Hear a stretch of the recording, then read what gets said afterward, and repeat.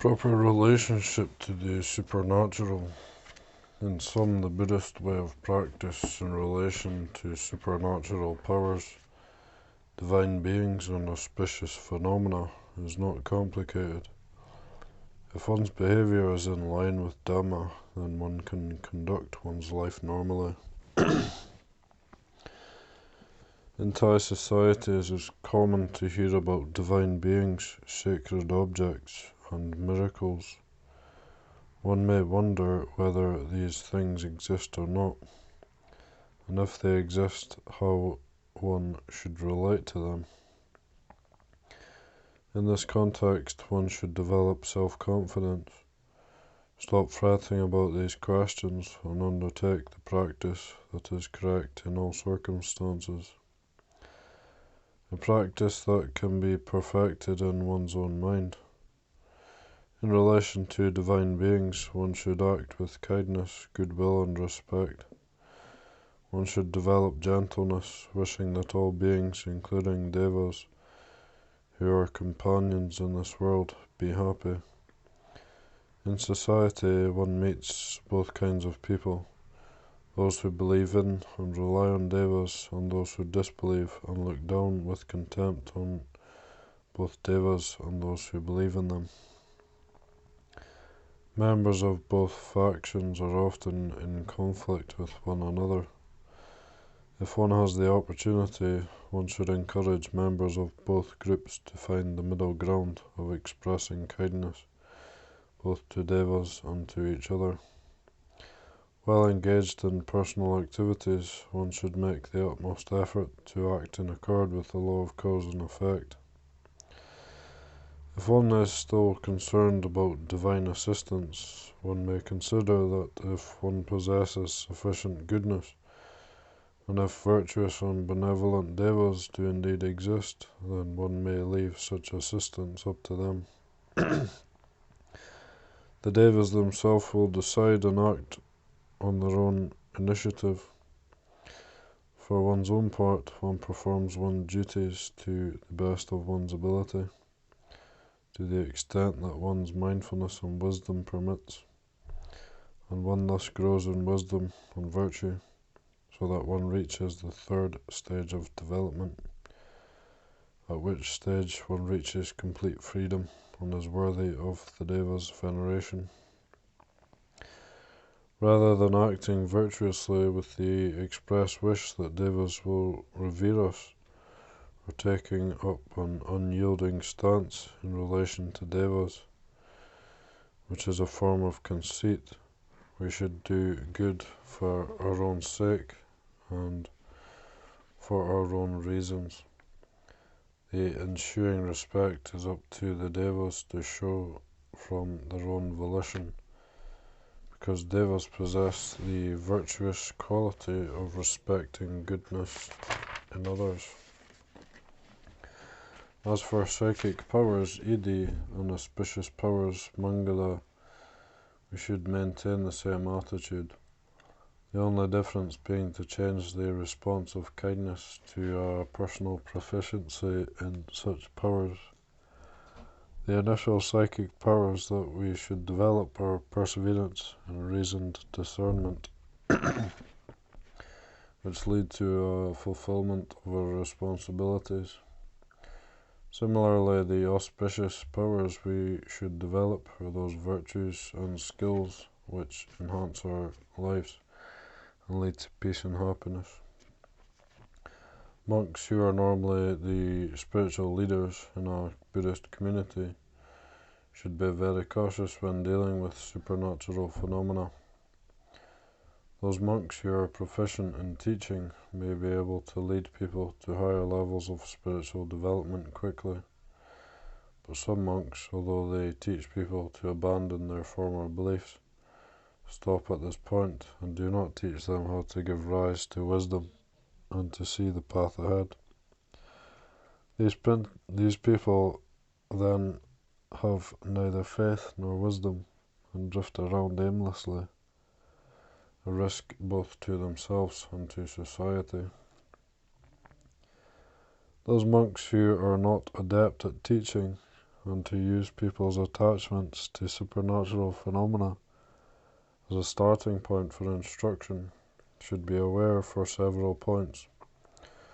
As for psychic powers, the Buddha laid down a clear rule forbidding monks from exhibiting such powers to lay people. And as for sacred objects or ceremonies, to begin with, monks should determine not to use these things as a means for making a living or seeking material wealth, material gain, which is wrong livelihood and stain on moral conduct. There are several important considerations that have a direct bearing on the subject of teaching. First, the involvement with supernatural phenomena or sacred objects is for the purpose of helping people become free from them. For example, a monk uses psychic powers to free people from a reliance on such powers. Second, at whatever point the teacher begins to teach, he or she must continually lead the student forward from that point until the goal of freedom is reached. One must not regress to former levels of practice. The fascination with supernatural phenomena should decrease and at least not increase. The teacher should not encourage a preoccupation with these things. The teacher helps the student to reduce his or her fascination with these things and to understand their limitations. In this way, the student completely passes beyond the first stage of dependence on them. Apart from this, one should remember the Buddha's allowance for monks who participate in auspicious ceremonies only when specifically asked by laypeople, which helps to further delineate the suitable boundaries for involvement with these things. Third, whenever there is an opportunity, the teacher should offer teachings that lead to complete deliverance from mental impurity and the round of rebirth. These teachings will hasten and help direct the student's spiritual development. For those people who are developing from the first stage of dependence to the second stage of self-mastery, a teacher should establish the following limitations as to the amount of concessions or compromises he or she makes.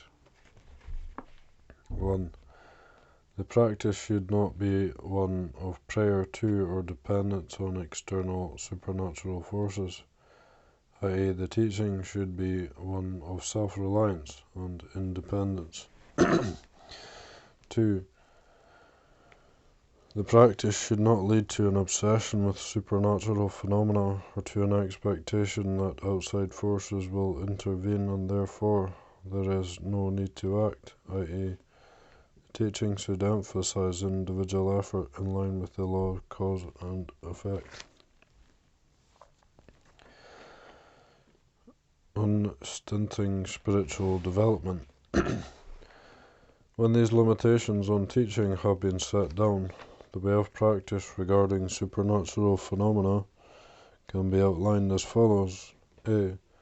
It is permissible to become involved with supernatural phenomena, including sacred objects and auspicious ceremonies, but one gives them a new meaning. One enables people to develop power within themselves, spiritual power, Dhamma Idi, noble power, Arya Idi, and the blessings arising from Dhamma practice.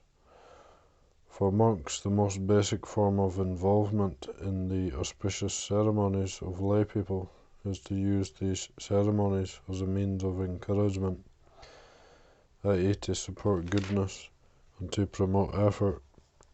Supernatural phenomena should not interfere in the making of wise and reasonable effort. B. The relationship to divine beings is one of friendly coexistence. Concessions are made to allow making offerings, bali, to devas in the sense of offering respect or assistance, not as a propitiatory offering, a supplication, or a request for favours. The more concessions one makes in this area of supernatural phenomena, the more important it is to be cautious. Lay Buddhists should especially take care in this regard.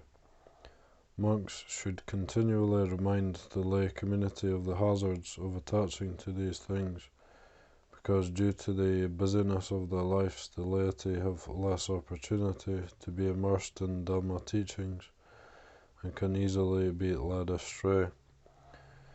Every individual engaged in Dhamma practice should be aware that he or she is still in the developmental stages of spiritual practice. At any given time, one should remember at what stage one presently is. One should reflect in this way.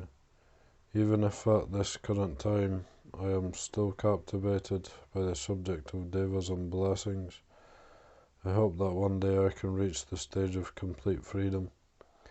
In a nutshell, one should reflect. I must progress, not stagnate. The word progress has a special importance for the initial stage of Buddhist practice, because there is always the risk of falling away from the Buddhist community and reverting back to ignoble ways.